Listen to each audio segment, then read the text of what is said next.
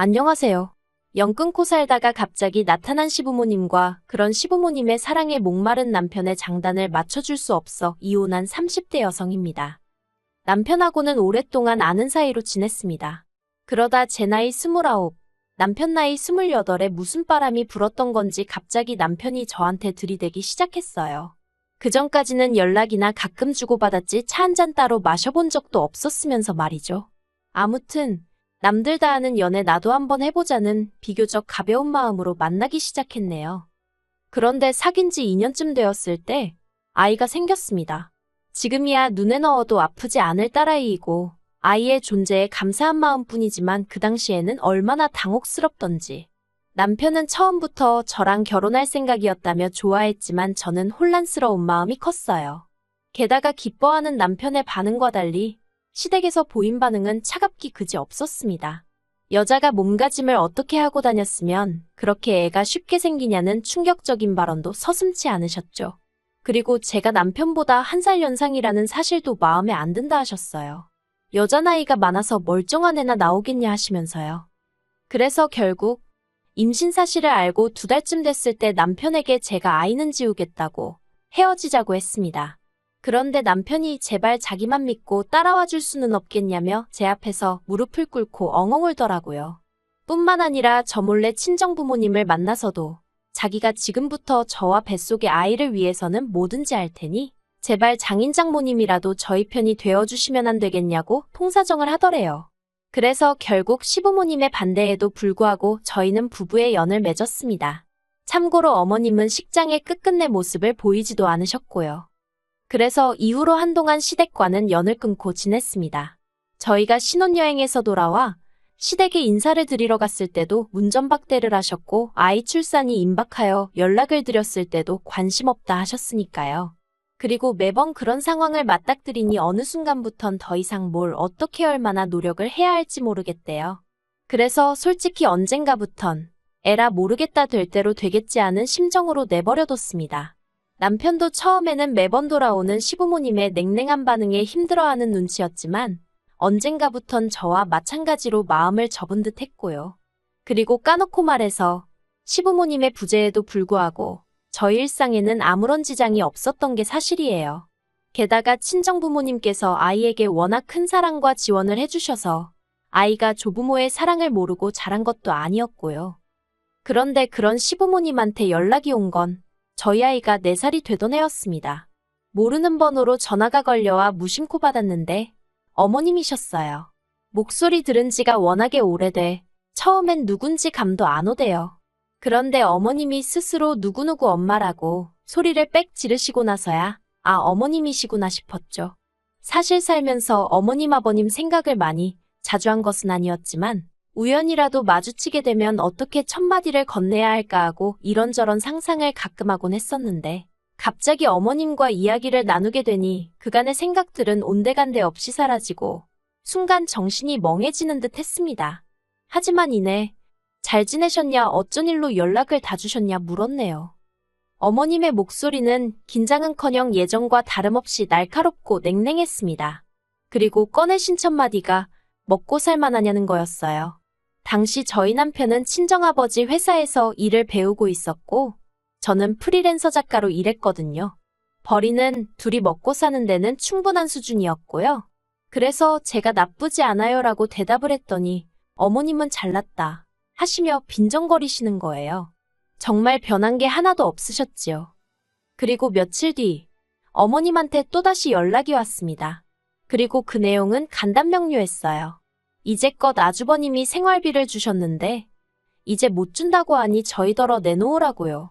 지난 몇 년 동안 형 혼자 자식 노릇하느라 고생했으니 이젠 네가 좀 해야 하지 않겠냐는 거였죠. 남편은 마음이 복잡해 보였습니다. 몇 년 만에 연락을 해온 시부모님이 고작 돈 때문에 연락을 했다는 사실에 충격을 받은 것 같기도 했고 한편으론 그런 시부모님이 안쓰러운 모양이었어요. 하지만 제가 무슨 말을 어떻게 해줘야 할지 도통 감이 오질 않았습니다. 아무 일도 없었던 듯이 어머님과 웃으며 잘 지낼 자신도 없었고 심란해하는 남편을 달래줄 만큼 제가 통이 큰 사람도 아니었거든요.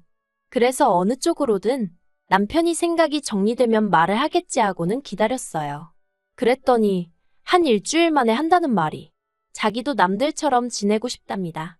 제가 친정 식구들과 잘 지내는 것처럼 자기도 그렇게 지내고 싶다고요. 그리고 저는 그 말이 마치 부모님 생활비를 보태드리고 싶다로 들렸던 게 사실이에요. 그래서 그러라 했습니다. 당신이 해드리고 싶은 대로 해드리라고요. 솔직히 저를 반대하시던 어머님의 표정, 말투 그리고 그날의 공기까지 잊은 줄 알았는데, 잊고 살고 있다고 생각했는데 어머님하고 통화를 하는 순간 모든 게 되살아났거든요. 그러면서 마음이 무척이나 괴로웠죠. 하지만 그런 건 저 혼자 감당하기로 하고 남편 마음이라도 편하게 해주자. 결국 그렇게 제 나름대로 남편에게 양보하고 배려를 했던 겁니다. 그래서 시댁하고 왕래를 하고 살게 된 거죠. 하지만 없는 거나 마찬가지였던 시댁이라 그런 건지 날이 갈수록 힘에 부친다는 게 어떤 건지 실감이 나더라고요. 특히나 어머님 아버님은 물론이고 아주버님까지 이런저런 부탁을 해올 때면 정말 내가 이런 것까지 들어줘야 하나 싶을 정도로요. 한편 저희 부부는 처음 결혼할 때는 아파트에 살았지만 얼마 지나지 않아 주택으로 이사를 했습니다. 이사를 하게 된 이유는 여러 가지가 있었지만 일단 딸애가 아토피가 있었고 남편이 다니던 회사에서 해고를 당했거든요. 그런데 업계가 워낙 좁다 보니 소문도 좋질 않아서 재취업이 쉽지가 않대요. 그리고 그 사실을 알게 되신 친정아버지가 남편을 걷어주셨습니다. 그리고 친정아버지가 운영하시던 공장은 서울에 있지 않았거든요. 그래서 친정아버지 공장에서 멀지 않으면서 아이가 자라기에 불편하지 않을 정도의 동네를 골라 작은 집을 지었습니다. 2층짜리 주택으로 손녀를 위한 거라며 친정아버지가 목돈을 보태주셨고 이후로는 벽지 하나 장판 하나 제 손길이 미치지 않은 곳이 없었을 만큼 공을 들여 지은 집이었지요. 그런데 어머님과의 연락 이후로 얼마간 흘렀을 때였어요. 어머님이 대뜸 집은 언제 보여줄 거냐 물으셨는데 솔직히 저는 집까지 공개할 만큼은 마음의 준비가 되어 있지 않은 상황이었거든요. 하지만 남편은 달랐던 모양입니다. 뭐랄까, 나름대로 인정을 받고 싶은 눈치였죠. 그리고 그래서인지 남편은 우리가 얼마나 열심히 살았는지 보란듯이 보여주자면서 저를 설득하려 들대요. 그리고 결국 그렇게 시부모님이 저희 집에 오셨습니다. 아주버님네 식구들까지 전부 다 대동하고 말이에요. 그런데 어쩜 아무리 아들 집이라지만 엄연히 남의 집인데 그래도 그렇지 누구 한 명 뭐 하나 사들고 온 사람이 없었습니다. 저는 그래도 나름대로 시댁 식구들이 온다는 생각에 마음이 쓰여서 이것저것 음식도 만들어두고 한 상황이었는데 말이죠. 게다가 다들 짝이라도 한 건지 빈손으로 와서는 집안은 또 어찌나 꼼꼼히 둘러보는지 누가 보면 저희 집 사러 온 줄 알겠더라니까요. 그래도 좋은 게 좋은 거다 생각하고 싫은 티 내지 않고 있었어요. 그리고 식사를 하면서 이런저런 이야기를 나누게 되었는데요. 어머님이 대뜸 이 집은 누가 샀냐, 누구 명의로 되어 있냐 그런 걸 물어보시더라고요. 그리고 저는 제 명의로 되어 있지만 친정아버지가 많이 도와주셨다고 대답하려고 했어요. 그게 사실이었으니까요. 그런데 남편이 자기 명의고 자기가 번 돈으로 샀다고 그러는 겁니다. 깜짝 놀랐어요. 생전 거짓말이라곤 못하는 사람인 줄 알았는데 아무렇지도 않게 그런 소리를 해서요. 하지만 이내 그래 어머님 아버님 앞이라 잘 보이고 싶어서 그러나 보다 하곤 별말은 안 했습니다. 그리고 이후로 어머님이 남편한테 직장 다니는 건 어떻냐 이런저런 이야기를 물어보시면서 하시는 말씀이 아무리 사위라도 사위는 백년 손님이니 친정부모님이 막대하지 못하게 하라나요. 그래서 이때는 제가 아무리 사위라도 직장에서는 부하 직원이니 제가 친정부모님께 뭐라 말씀드릴 게 못 된다고 한마디 했고요. 그리고 얼마 후 시부모님이랑 아주버님네가 이제 그만 가봐야겠다며 일어나는데 남편이 부랴부랴 방에서 지갑을 가지고 나오더니 시부모님 손에 흰 봉투 하나 그리고 시조카 손에 또 봉투 하나를 들려주대요. 저랑은 전혀 상의된 일이 아니라서 당황스러웠는데 더 당황스러웠던 건 그 자리에서 봉투를 열어보는 어머님의 모습이었습니다. 게다가 옆에 계시던 아버님은 줄 거면 따로 줘야지 왜 같이 주냐며 투덜거리시더라고요. 아무튼 그렇게 사람들이 돌아가고 남편한테 제가 좀 전에 있었던 일을 따졌어요. 집 명의는 왜 거짓말을 하고 돈을 드릴 생각이었으면 적어도 나랑 상의는 했어야 하는 거 아니냐 했죠. 그랬더니 남편이 하는 말이 몇 년 만에 연락된 가족들인데 아들이 자기 명의로 된 집 하나 없다고 하면 얼마나 한심하게 보겠냐입니다. 그리고 용돈은 몇 년 동안 자식 노릇도 못했는데 한 번 드릴 수도 있는 거지 뭘 그런 걸 따지냐고요. 어이가 없었죠. 그래서 오늘 온 사람들 중 휴지알롤 사온 사람도 없고 우리 딸한테 말 한마디 이쁘다 귀엽다 해준 사람도 없었다. 그런데 왜 우리만 이렇게 납작 엎드려야 하냐고 화를 냈어요. 그리고 제가 남편더러 그렇게 우리 친정부모님한테 도움을 많이 받으면서도 당신이 언제 먼저 선뜻 용돈 한 번 드려봤냐 따졌습니다. 그래놓고는 시부모님한테는 그동안 뭐 자식 노릇을 못해? 당신이 우리 부모님한테는 자식 노릇한 적 있어? 하니까 자기도 좀 그랬는지 더는 말은 안 하더라고요. 그리고 그때 솔직히 왕래고나발이고 못한다고 할 걸 안 한다고 할 걸. 그런 생각이 들어서 후회를 많이 했어요. 제가 바랬던 건 남편이 가족 문제에 있어서 마음이 편해졌으면 하는 것뿐이었는데 이건 뭐 시작부터 하는 짓이 등신마냥 끌려다니게 생겼구나 싶었거든요. 그래서 남편더러 시댁하고 왕래를 하뭐라든 당신이 알아서 하라고 했습니다. 나는 사람들이 말하는 며느리돌이 딱 거기까지만 하겠다 했죠. 그래서 이후로 1년은 시부모님 생신이나 명절처럼 나름대로 제 얼굴을 비춰야 하는 때가 아니면 남편만 보내고 그랬어요.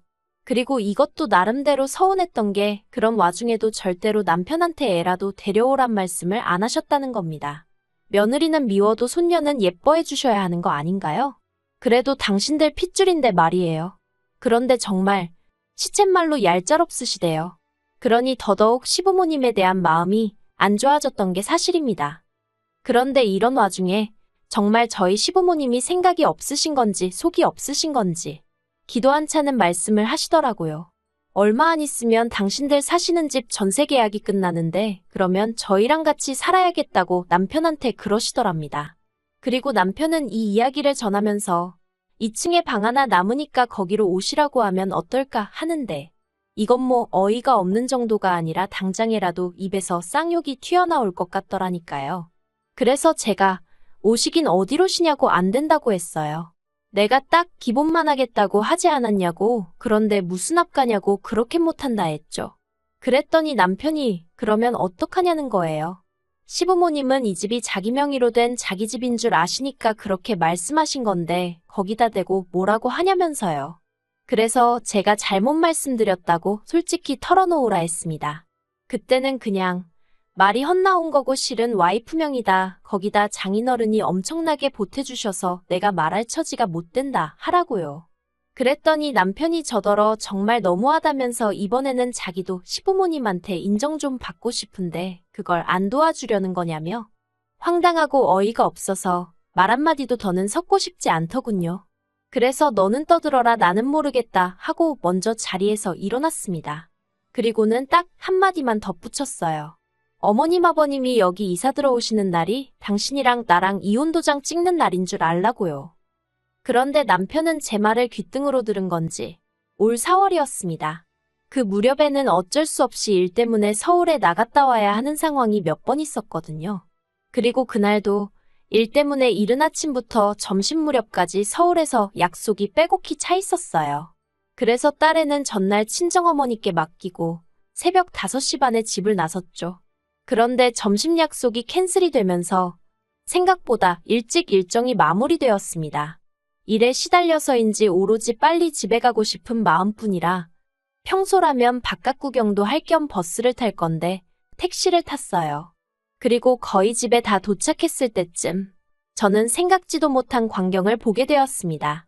집 앞에 웬 이삿짐 차량이 와 있었고 보아하니 이제 막 짐을 내리기 시작한 듯 하더라고요. 그리고 그 앞에는 뭔가를 지시하는 저희 남편과 시부모님이 계셨죠.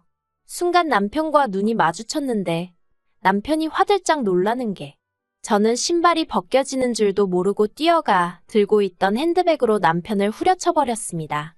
그리고는 지금 이게 무슨 상황이냐고 냅다 소리를 질렀네요. 그랬더니 어머님이 제 머리채를 잡으시곤 이게 미쳤냐며 뭐하는 짓이냐입니다. 그리고 솔직히 저도 머리채가 잡혔으니 아팠을 거 아니에요. 그러니 본능적으로 어머님을 밀치듯 떼어냈어요. 그러자 이번엔 다시 남편이 저더러 진정 좀 하라며 그래서 제가 이삿짐 센터 직원들한테 이거 지금 이 집으로 이사 들어가는 거냐니까 그렇답니다. 어이가 없어서 내가 집주인이라고 오늘 여기 이사 계획 없다고 했죠. 그러자 직원들도 분위기가 이상하단 걸 알아챘는지 어수선해지더니 그럼 이거 다 어떡하냐입니다. 그래서 가지고 온 주소로 돌려보내던지 알아서 하라고 했어요. 아무튼 내 집에는 못 들인다고요. 그리고는 남편더러 내 말이 우습냐고 했습니다. 어머님 아버님 모시고 오는 날 이혼이라고 하는 게 농담인 줄 알았냐고요. 그런데 그런 상황 속에서도 어머님은 저더러 네가 뭔데 내 아들 집에 내가 들어간다는데 난리냐며 저더러 꺼지라는 거예요. 그래서 제가 어머님더러 아드님이 말 안 하더냐고 이 집 제 집이라 했어요. 저희 친정아버지가 무지막지하게 도와주셔서 산 제 집이라고요. 그랬더니 남편이 저더러 입 조심하라면서 악을 쓰대요. 그리고는 뭐라더라. 집만 제 명의일 뿐이지 자기 지분이 왜 없냐입니다. 부부간의 명의가 무슨 소용이냐면서요. 자기도 자기 주장할 권리가 있다나 어떻다나. 말 같지도 않은 소리를 신나게 떠들더라고요. 그래서 또 너는 떠들어라 하고 내버려두곤 대문 잠궈버렸어요. 그리고는 경찰 부르기 전에 전부 다 눈앞에서 사라지라 했죠. 그런데 이후로 어머님 아버님은 결국 그 짐을 다 싣고 아주버님네로 가셨는데 이제 아주버님 처 그러니까 형님이 난리가 났던 모양이에요. 남편 말이 저 때문에 그 집도 지금 이혼한다 소리가 나왔다며 형수가 저를 가만 안 둔다고 벼르고 있다나요? 그래서 저도 자기가 가만 안 두면 별 수 있냐 받아쳤어요. 그러자 남편이 한다는 말이 언제까지 어머님 아버님한테 그렇게 꽁에 있을 거냐입니다. 세월도 흘렀고 이제 우리도 자식돌이 하면서 살아야 할 것 아니냐면서. 그래서 받은 사랑이 없는데 도리는 못하러 해야 하는지 모르겠다고 했네요. 막말로 당신이야 어머님 아버님이 낳아주고 키워주시기라도 했지. 나는 돈 1,000원 받아본 것도 없고 그렇다고 며느리로 인정을 받은 것도 아닌데 내가 이제 와서 뭐가 아쉽다고 그러겠느냐고요. 그리고는 남편더러 그렇게 아들 노릇하고 싶으면 내 남편 노릇, 당신 딸 아빠 노릇은 포기하라니까. 그러겠답니다. 솔직히 이때는 저도 충격이 컸어요. 남편 노릇이야 홧김에 때려친다 해도 어떻게 아빠 노릇도 그만두겠다고 하는 건지. 하지만 뭐 늦게라도 효자 아들이 되고 싶다는데 제가 무슨 수로 말리나 싶대요. 그래서 깔끔하게 협의 이혼했고 모든 게 마무리가 되자 친정아버지가 남편을 해고하셨습니다. 남편이 저희 아버지더러 장인어른은 공과사도 구분을 못하시냐 악을 썼는데 저희 친정아버지가 공과사고나 바리고 내 딸 가슴에 대못질한 놈한테는 10원짜리 하나도 아깝다며 막말로 너가 무슨 잘난 인재도 아닌데 내가 너깟 거를 왜 데리고 있어야 하냐고 듣자 하니 아주 자존심을 갈기갈기 찢어놓으셨더라고요. 어휴, 이제 지 밥벌이도 못할 텐데 효자 노릇은 무슨 수로 하려나 궁금하네요.